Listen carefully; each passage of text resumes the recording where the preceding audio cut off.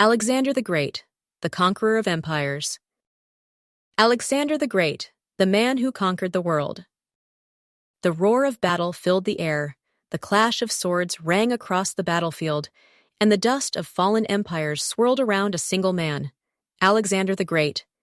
He was the king of Macedonia, the general of unstoppable armies, and the ruler who carved his name into history with fire and steel.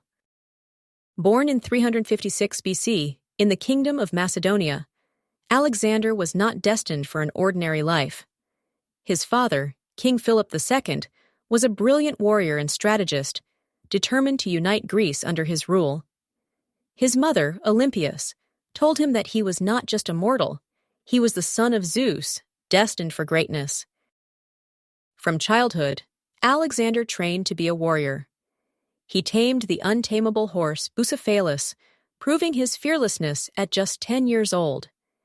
He studied under Aristotle, one of history's greatest philosophers, learning the art of war, politics, and the legends of Achilles and Hercules. But his greatest test came when his father was assassinated.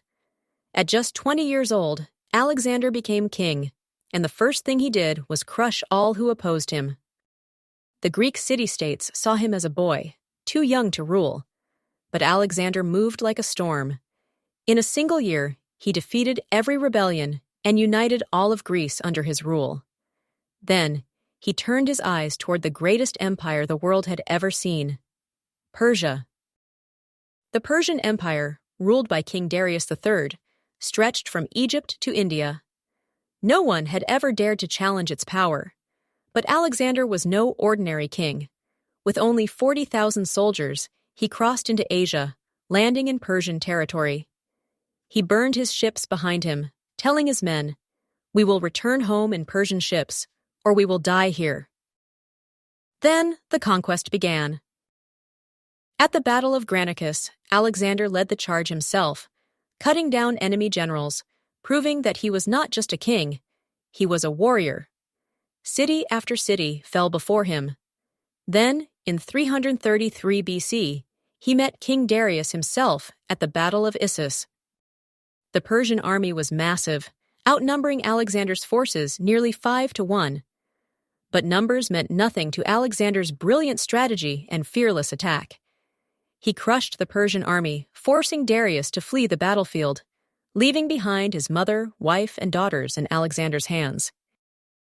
But Alexander was not just a conqueror.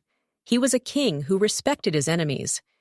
He treated Darius's family as royalty, not prisoners, winning the hearts of those he conquered. Then, he turned to Egypt, where he was welcomed as a liberator. The priests of the Temple of Amun declared him a god, and in his honor, he founded a city that would bear his name forever, Alexandria.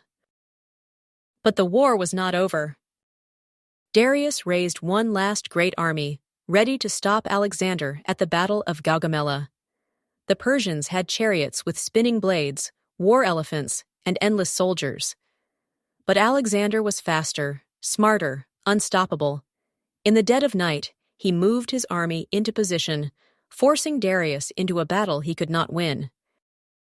When the fighting began, Alexander charged straight at Darius. The Persian king panicked and fled, and with him, his empire collapsed.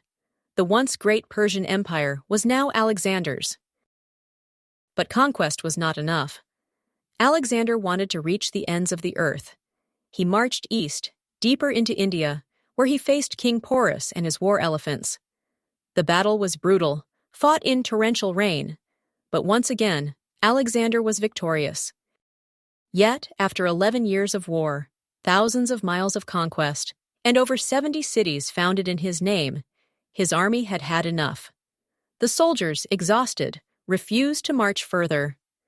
Alexander wept, knowing that his dream of reaching the farthest lands was over. He turned back, returning to Babylon, now the capital of his empire. He was only 32 years old, ruling the largest empire the world had ever seen. But fate had one last battle for him. One night, after a grand feast, Alexander fell sick.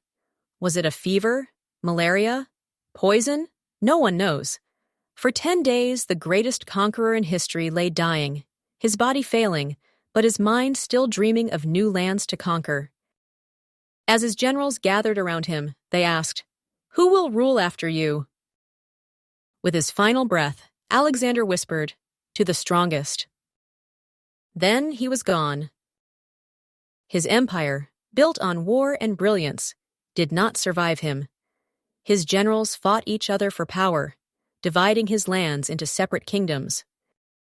But his name did not die. Even today, Alexander the Great remains one of history's greatest warriors and leaders, a man who never lost a battle, a king who dreamed of uniting the world, and a legend whose name will never be forgotten.